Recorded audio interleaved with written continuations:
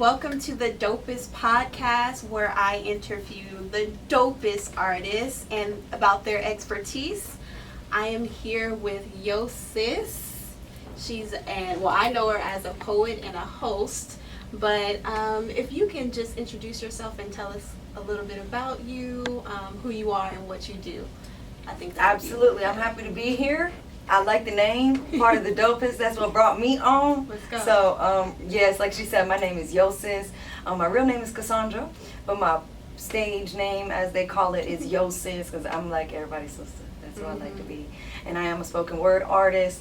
I've done a little bit of rap here and there, and I have a book. I raise children for a living, and I'm a muralist and visual artist. Anything that has to do with creativity, I believe that it includes me. Nice. I love it.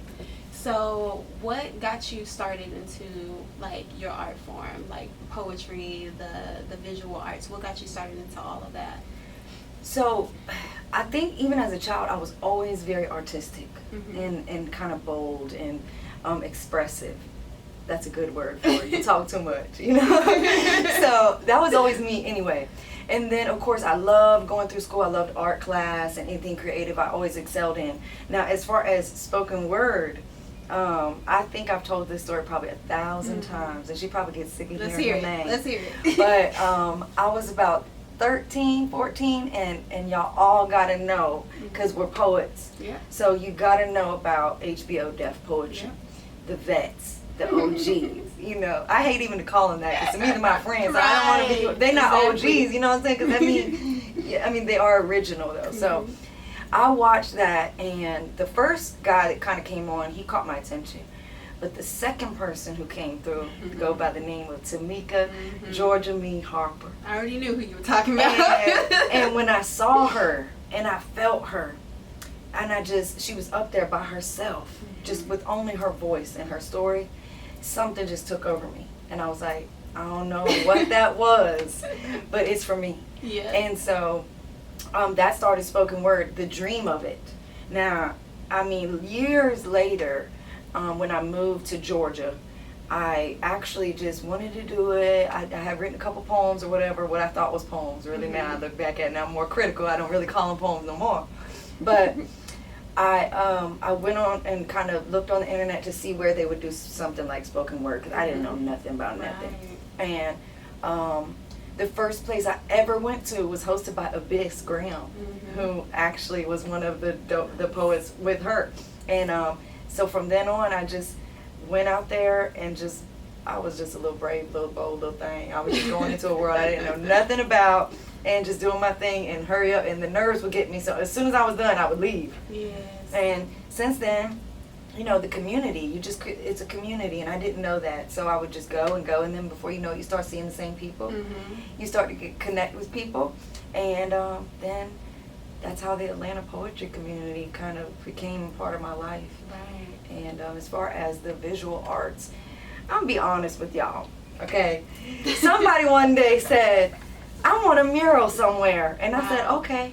And I never did it before, but I just felt like I could. Knew. Yeah. I love that. Yeah, so I sold myself on it, and I did it, and then you know, when somebody sees one, then somebody else will see it, and they'll reach out to you. So that just kind of happened organically. That's super dope. So it's like you just believed in yourself, and you was I lied. I act like no matter what it takes, I can make it happen. That's right. That. I did. Yeah. So you talked about how you came to Atlanta and, you know, wanted to find where the spoken word scene was, or like find out about it. At what point did you come to Atlanta? And then after seeing, like, I know it's years later after you saw Georgia Me for the first time, but when you got here, did you like meet her, or did you like seek her, or did you even know she was in Atlanta? God. So the story, people wouldn't even believe it, and I don't even know that she knows or understands the divinity of it, and I don't expect her to. But I had went out to this little spot, and it was off of Howell Mill, I think it was, just this little spot called Lonzel's back in the day, and there was these two poets that came in, and they were just so beautiful. I remember seeing them, and I just had I was like, wow, they're so breathtaking. And they got up there, and one of them was like, "Hey, do y'all know Georgia Meat?" And like my heart was like, "What?" Wow. Yes.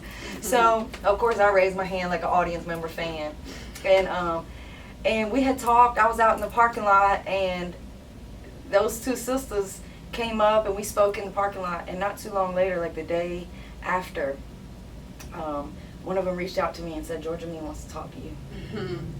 And she was starting her, I believe it was her first year of doing what she now has is Tamika Festival, which she does every year around March, if I'm not mistaken, and it's one of the biggest poetry festivals.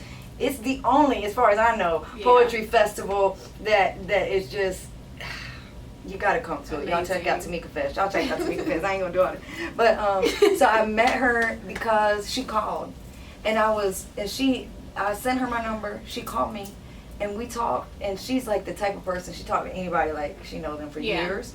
So we talked, and I remember I was in my car, and I didn't want to stop nowhere because I knew if I stopped, people would be trying to talk to me. So I just drove around until she was ready to get off the phone. She invited me to come and perform at one of her events, and so I performed in her front yard, and I felt like the luckiest one. Like I felt like God was just shining down on me, like saying, "This is the thing that you're supposed to do." That's so beautiful. Yeah, and so that's how I met her. Ever since then, you know, she cool. She's like everybody's sister too, and so she loves and supports everyone, and always make me feel included. And so that's the story to Georgia Meat. She's a real live angel. I love that, and I mean that's so true. And I feel like I don't even have to add anything to that because you explained her essence so well. So I hope she agrees. Cause for sure. If not, you're going to hear about it. That's her. You're going to hear about it, baby. So, as far as like, I know that you're also a host, an event host. I actually was talking to Arcane Thought, and he did the Reflective Soul Series. And he was telling me that you are the best host that there is. Like, he really spoke so highly of you, and I had never been because I was well, I don't know if you know, but I was living in California. Just got back to Atlanta, but I was just like, wow, like he's speaking so good about you. So you must have been like very impactful as a host. He said you brought all the energy and everything, but like I just want to hear it from you, like what motivated you to be like such a good, fun host, like from what I hear, like what is it in you that makes you want to make people feel like they're family? And man, that was another thing, like just like the mural, somebody came to me and said, "Hey, you want to host a show?" And I never did it before, and I was like, yeah. And so it just happened naturally. I get less nervous about hosting because it's just about being the true essence of who I am. And so I don't have to remember words, or I don't have to rehearse or have a cadence perfect or anything. Right. It's more like just being my own self. And I think that it's just natural, so it's not something I try to do. It's just I am familiar. So when people are around me, I think that after years and years of becoming now self-aware, that I make people feel welcome. And I guess that's just because that's how I want to be treated and how I want to feel. So I just try to make people feel how I want to feel. I am upbeat and I'm energetic and I don't take no shit. So all of that mixed up, it does make for a good host, I guess. And I will try my best to keep the energy going, and because I know these people, like I know them intimately, not just as artists. It sets it up because it's like a family, even though we're out in front of people sharing our craft. Just like he kind of uplifted me in your eyes. That's what I do when people come and they're about to get on the mic. I just do the same thing, uplift the people. And I hope that the people feel empowered. That's what I really want. And knowing that after doing this, it's not about ego, or really it is about the craft, but more so it's about the energy. Because right now we're living in a time where people are struggling. And so to make people feel good is imperative in what we do. Because a lot of our stuff, as you well know, it's profound and it's deep and it can be hurtful. And poetry is trigger. Poetry is trigger warning. That's true. Excuse me. So for me, it's like, I just want to balance that out. The knowledge and the information that we give, because we're advocates, we're teachers, we're orators, we're storytellers, we are politicians and teachers. I mean, that's just who we are with craft. So with the hosting, it just allows me that little two minutes in between the really serious sometimes, just to say, y'all all right? Everybody all right? And get it back going, get everybody feeling good. So that way, hopefully when they walk out the door, they go and they touch people and they feel good. Right. So that's my goal. I think that I do well at it, apparently. Yeah. Per sure. arcane thought. For sure. And I just love to do it, honestly. Nice. So you talked about like the connection that you have with the artists and how you uplift them, but what about with the audience? Like, how do you get that connection going with the audience? They're just people. They're just people. Once you get in their eyes, you'll see yourself. So I am oftentimes like I'm one of those people who's extroverted. What you see is extroverted, but my shadow self is introverted, and I'm timid. So immediately, kind of when I walk into a room, I'm a little like, it makes my personality smaller. But then when I step in front and it's time to go, then I think my personality gets bigger, and that, I feel that. you know what I mean. I So feel it's just a balance of me, and again, I enjoy it. The audience doesn't freak me out once I'm up there, because they're me.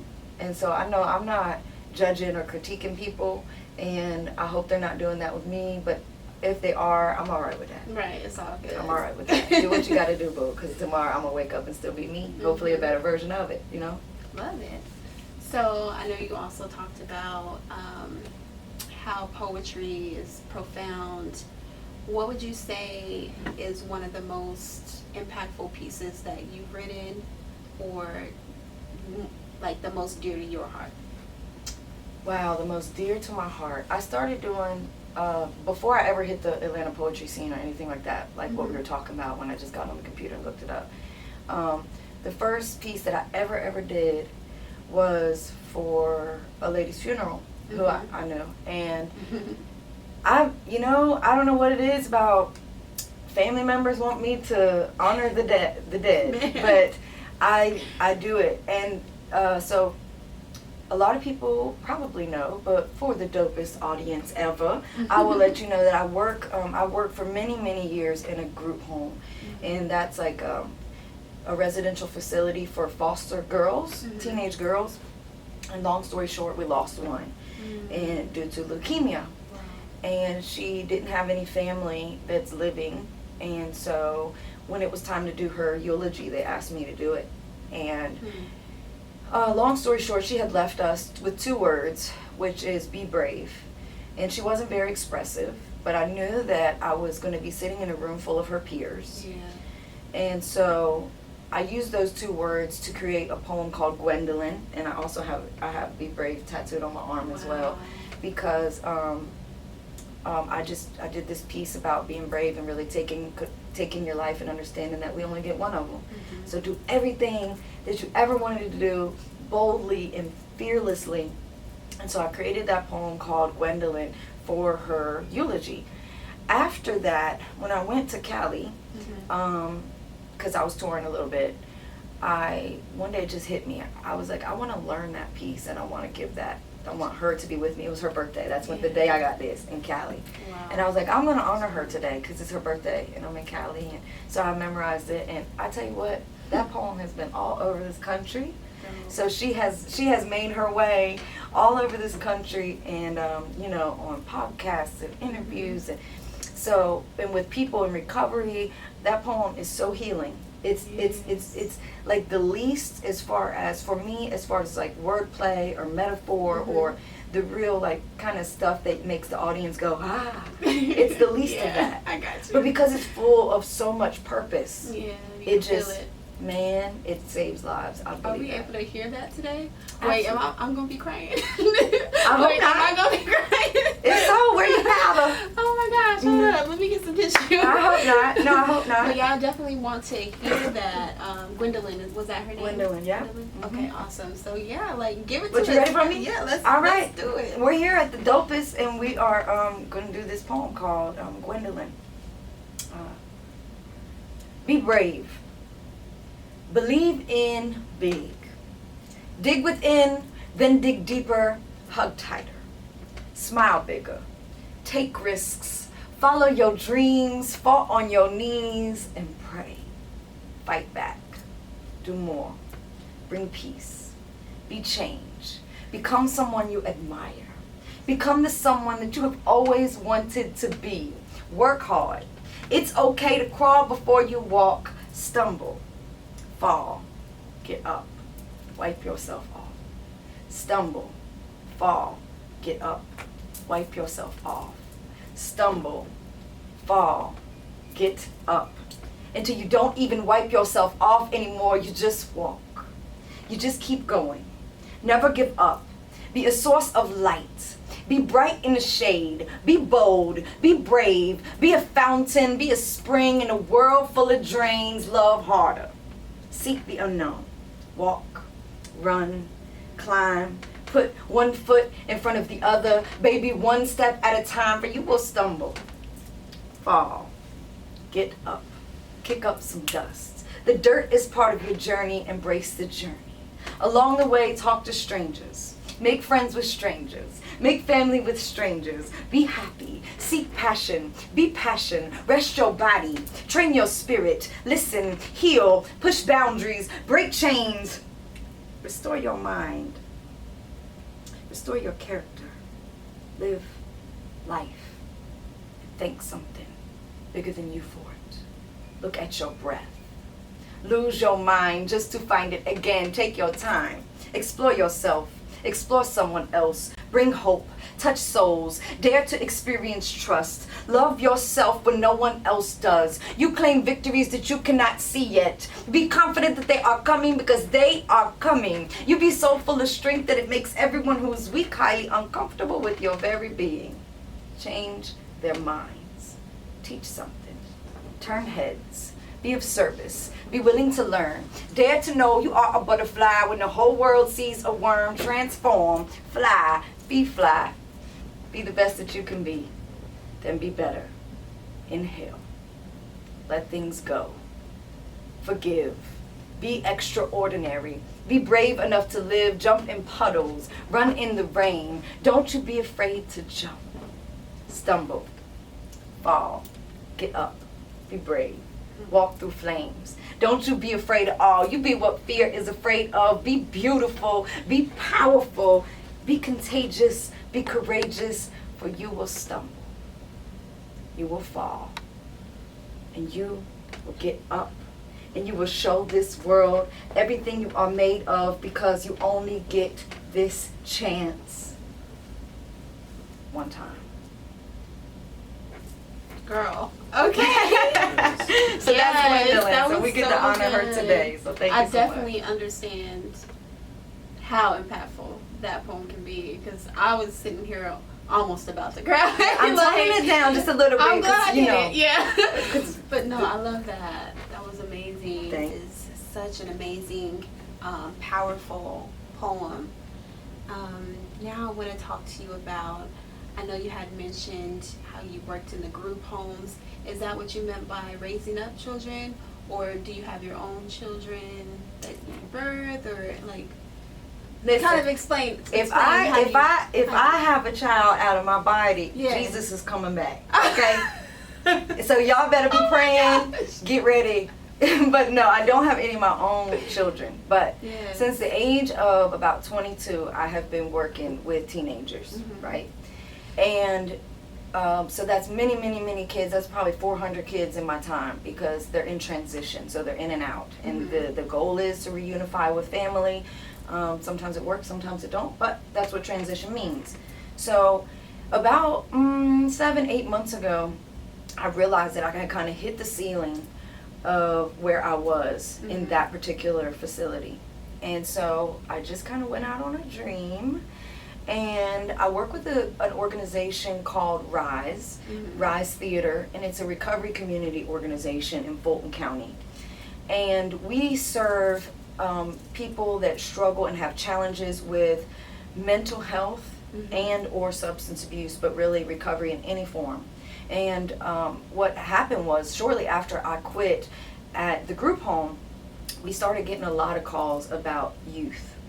And so, shout out to Alexia Jones, the founder and director. She called me and was like, "Hey, we got a youth group that is looking. Would you want to do it?" I'm like, "Yeah."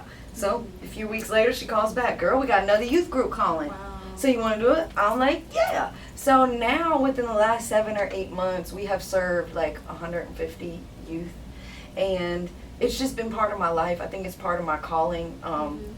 Like, I've had all kind of different crazy names. Right now, it's the Pied Piper of young people. Oh, wow. And then it's been the Teenage Whisperer. And I think because I'm them. And so I just get them. And they make me got feel. that energy. Yeah, and they give me energy. Yeah. And they keep me young, acting and looking and feeling. So I have to be around them. One thing also is that they ain't going to sugarcoat nothing for you. And I love a raw truth. That's so true. I love a raw truth. So I love to have them in my space because they always keep me humble. Yeah. And they will tell me real quick, "Yo sis, that don't go together." You know, they'll get me together. So always have done that. Now I really want to advocate on this because so often in time in my life, I would say, I can't speak for anyone else, I compartmentalize myself. So in the poetry world, I'm a poet. And then at my professional, I'm raising kids. And then in the community, I'm a little bit of both, or sometimes something else, a host. And really, all those things have to collide together because it's all about healing. So I feel, this is my opinion from my life experience, that our young people, and by young I mean anywhere from 12 to 26, are brilliant.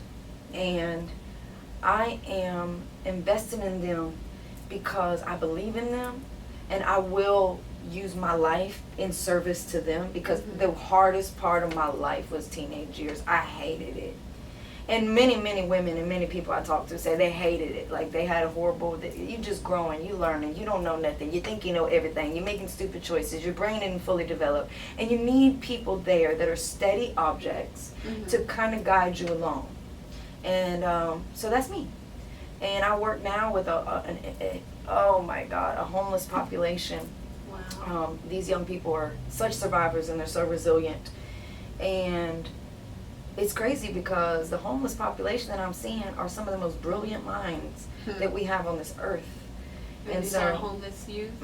Homeless youth right here in Fulton County. And so, man, it's just been beautiful. It is life-changing for me, and it gives me a sense of purpose. We all need one, you know. And they just keep me being creative because we have to continually create solutions for our problems and challenges.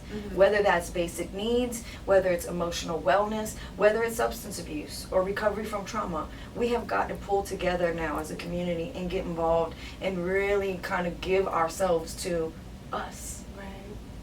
And so I feel that. That's my thing. That's who I am. And now I claim that as who I am as a poet.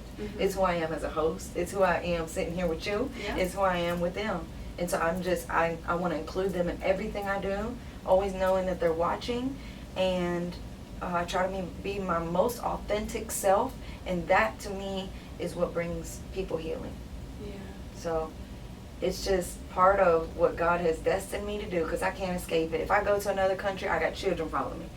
If I go to a dentist's office, the children coming.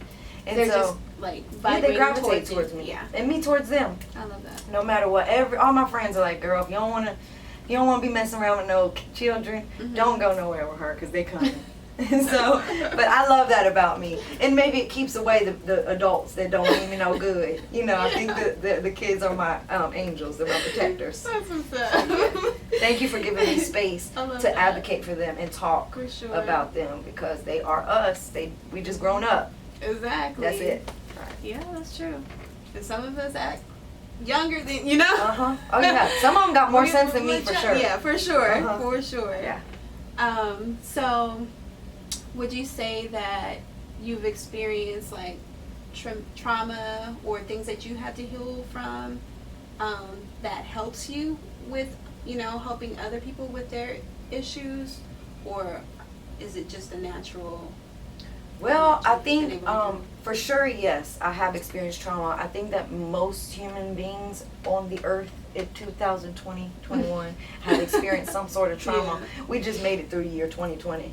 So we all experience trauma from that, right? Wow. Yes, I have my own personal story, and what I've learned about being in the recovery community is that your lived experience is very valuable Mm-hmm. in assisting another human being get through what they're trying to get through. Yeah. So yes, I have been witness to and been involved in domestic violence as a child, Mm-hmm.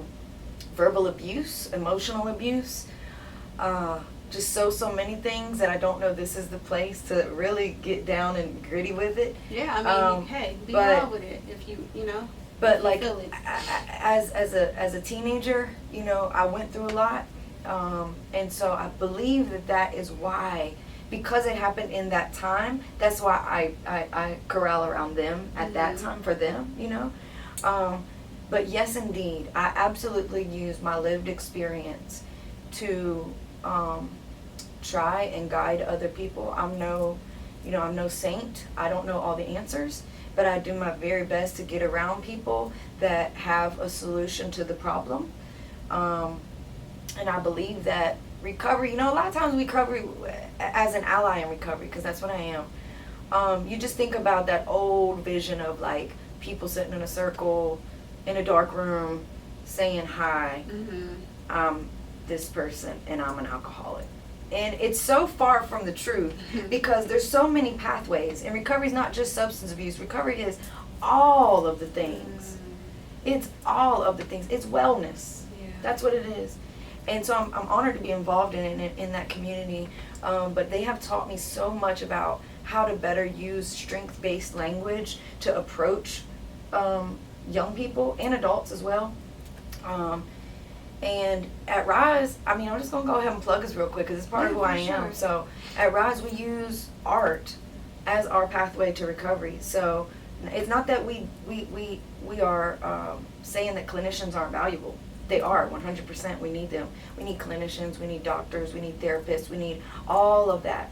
But also there's something powerful that I have observed and watched and been a part of about human beings who have lived a similar experience to you, who aren't judging you and aren't critiquing you, and can walk, who are just a one step ahead of you, who can reach back and say, this is what I did, so come on, and support you through that. So that's what R2ise is, and it just fits me. It's one of those things, just like the Georgia Me story. It's like God picked me up and put me where I needed to be, even though I didn't know much about it. Yeah. And then with the young people coming out of nowhere, and like Alexia's worked with the young people for a very long time, and so have I, but the RCO originally was just for adults. Mm-hmm. So with them coming out of nowhere, it's like the same thing. It's like divine alignment saying, you ready? This is for you. I'm putting you in this path, and I want you to work with this population. Did this Even though you just try to- recently Within come the- about? Yeah, within the Like, last with the 8 months with the teenagers? youth on the rise. Okay, Yeah. got you. Because I did visit R2ise over in the metropolitan, right? Uh-huh. You Yeah. came and saw us. So I didn't know what it was. I was just there looking at all the spaces, right? And so we came across that. I was there with my son, and I forgot the young lady's name, but we spoke to her. She's light-skinned. Swaggy, real She works swaggy. there, yeah. Uh-huh, she got locks. Yeah. Kayla. Yeah, That's my Kayla. mentee. Shout out to Yes, Kayla, my Kayla. mentee. Made it on the podcast. Yeah, I was there, and she was so sweet. But she was explaining to us, all the things that you all were doing over there, and we thought it was like really cool. But we haven't been able to show up for an event yet. But I thought it was really dope that you all work with like healing the community and all of that. And I think I had asked if like my son could come or Mhm. but yeah, it was really, really cool. And I actually think I saw you. It was like someone's birthday party. Yeah, it was like a celebration or something. There's balloons everywhere.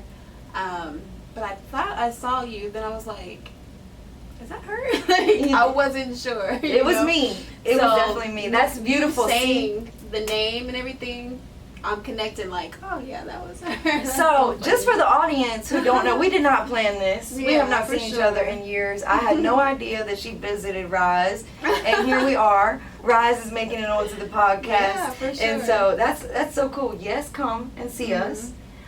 Yes, we'll have events, and your son is always welcome. Are you doing like open mics? We are. We have one coming up in November. I'm waiting on the date right now, but it'll probably be the third weekend of November for young people, Cool. and they they're always wanting to share, and I love that. So we're all about expression, and they want to come and do an open mic. We got some young rappers who've been coming and kind of getting their bars together, That's nice. and we have a live painter who's one of our youth. So we're going to feed everybody and have a good time, and it's free of charge. You can come through, anybody anywhere, but you just come to R2ise, and maybe we'll put a link somewhere where you can find For it, or sure, Google us, definitely will. R2ise, R2ise. Come see us. We're in the west end of Atlanta, and we just we're just trying to be. We're going to put that in the show notes, girl. Man, I love it. She's hooking us up. Let's She's do hooking it. us up. I love it. Yeah, that'll be so dope. And I love that you work with the youth too. I'm always so inspired by the youth. Like, they be making me think of stuff like, let me write. You know, like, oh my. They keep me in the loop. Inspiring. Yeah, for sure. So as far as like monetizing on your art, like, I definitely want to have this podcast be a place where artists can learn, you know, or get some kind of tips, or maybe things that you've learned throughout the years as an artist, for up and coming artists. Like, is there any special tip or trick, or just anything that you've gone through as far as like making money with your art that you could recommend? Sure. So let's see. First of all, get around other artists who are doing a little bit better than you. Because one thing I've learned is you get some stingy artists now and then that don't want to share secrets, but you ain't got to share, honey. Somebody gonna come behind you and tell it anyway. Georgia B gonna tell it all. There you go. She gonna give you all the gems. She gonna give you the game. That's right. And because of people like her who've influenced me, I always do that as well. And people reach back and help me. So I'll just say from my story, I learned early on that maybe you need a book, so I got a book. Okay, Got the book? Got okay. a book. What's your book called? Your Sister's Keeper. It's very Love it. old. I'm looking to redo a new one. This is my last copy. Like, it's old. But did that, sold it. I'm not a good salesman because I don't want to charge nobody nothing. I just want to give everybody stuff for free because that's just how I am. But sometimes that book can be like a business card. Yeah, you feel that's me? right. The other thing was what we used to do CDs. Now we could, stand outside the club and hustle the CDs and make a little cash or whatever. Now it's internet based. Everything. All the music is streamed online. So I'm gonna be honest with y'all. I need help. I'm so very grateful for some of my rap friends and producer friends who have gotten me to where I am as far as my music and stuff is online and it's paid for and all that good stuff. Get up with people who know more than you, for sure. See what they're doing that's working. Ask them. Don't just copy them. Let them know you're looking for advice, and see if somebody will kind of be a consultant on your behalf and see what you're working with, what your brand is, and how you could go about it. I've sold t-shirts. I don't like that. I'm not a t-shirt salesman. I'm a poet. You know? So at this point for me, my way of doing it is more spiritual. It's like when I walk authentically in my gift, then everything unfolds in front of me. Opportunities are presented to me out of nowhere. And so that's how I do it, because I'm not a salesman. I've learned I'm not good at that. I just want to give. So I have to, cut that part off. I realize do what you're good at, not what you're not good at. Love it. And I'm not good at that. So for me, my opportunities come because I'm authentically myself and I walk in my gift and I give everything I got every single time. So it's never really been a time where I won't walk into a room and leave out with somebody saying, I have a show, can you host it? I have my grandbaby's party coming, can you do a poem? And so it's just like that. I just feel like God blesses you for being bold and just going and being courageous and doing what you're supposed to do. That's true. So it might not be advice for a business mogul, but it works for me. So that's all I can give you, what works for me. No, I mean, that's all I expect you to give. And because you move about your life with so much abundance, that abundance is coming right to you. And I mean, that's good enough advice right there. Because if someone can take that mindset to, you know, have that attitude of gratitude, to, you know, to live a full life and just be truly them and be giving, that's going to come back to them. That's so, right. I love that. It is. It works about as much as the law of gravity. The ground will catch you every time. I got you. Same thing with that. It's like Yeah. you walk in abundance, you receive abundance. You open to abundance, you receive abundance. If you're not and you got a scarcity mindset, which I'm working on, we're all still working, right? Yeah. Then that's what you receive. So, I mean, I'm trying my best to be open and abundant, to abundantly give so I can abundantly receive. I love that. So where can everyone find you? Like, where can we purchase any of the goods that you got? See what you got going on, coming up, what events you have coming up next. How can we connect with you? All right. So the best way to connect with me, I think these days, is Instagram. Okay. I'm not on the TikTok train yet. The kids are trying to get me. You gotta let them get you Man, on. listen, I tried to do a TikTok video that's like, Mom, that ain't how you do TikTok. Why are you talking? Like, why are you posting like that? I'm like, see, I need the remedial class. I'm not there yet. So, but I am on Instagram. I'm trying. Social media is one of the things I struggle with. Yes. My mentor has just got on my tail, so if she watches this, I can mention. Love it. The fact that you have a mentor is amazing. Many of itself, them. so Many of them. that's I have what's many mentors. And she just said, I should see you every day. So I'm going to work on it. True. But you can follow me at yo_sis__. yo_sis__. That's on Instagram. My real name is Cassandra Bingaman, and I'm on Facebook. I think I had a Twitter account at one point, but I never tweeted. And look out for me on TikTok, because the kids are going to get me right. Nice. And did you have like your website for them to get the book? I'll tell you what, my music, it's all anywhere you can get music. It's on iTunes and Ditto and wherever you stream, that's where it is. Gotcha. And on Google, YouTube, as long as you, if you put in the search bar, Yo Sis, Mixed Emotions, or Yo Sriracha and Sweet Tea, I should pop up. I love that. Sriracha and Sweet Tea, that's one of your songs? That is the name of my first album. Okay. Sriracha and Sweet Tea. It's kind of like me. I'm a Gemini. Love it. So I'm half and half sometimes, and the sweet tea is the sweet part, and the sriracha is the spicy part. Yeah. I get it. That's dope. So I have one more question for you. What's up? This is gonna be a question I'm gonna ask every guest at the end. So, when it's all said and done, what would you like to be remembered as? My legacy is love, fairness, inclusion. It is what's right. What I leave people with, if I died today, I think what I would leave people with is understanding.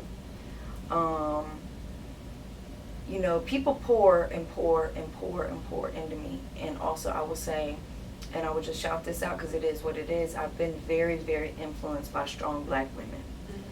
So my hope is that me being who I am and just not standing down when it comes to the strength of black women, even though I'm not a black woman, I think that what I hope to leave the world with is empowerment.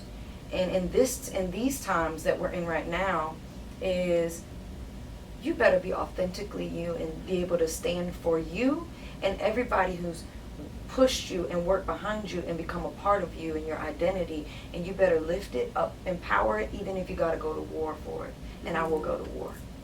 So I am a warrior, and I am fair, loving, kind. I ain't gonna take no shit, but I will fight for you. Yeah. And because people fight for me, no matter who it is, it's about Okay, being just. I need you on my side when I'm going out. Oh yeah, got my okay, back. so I got your back. I got your back. Even when you see, that's the thing. It's not so much fighting while you're standing on somebody's side. It's what you fight for whenever that When they're person not ain't around. there. That's deep. And so nobody gets to see the war or needs to see the war that you fight. Mm-hmm. That's yours. That's deep. And if you're fighting for somebody, they for sure don't need to see it. Because they got their own shit, reason why you're fighting for them. Right. So for me, I say in so many words, I am fair, I will stand up for what's right, and I include that in every single part of me. I'm authentic, and I empower you to be your authentic self, even if it ain't nothing like me, Yeah.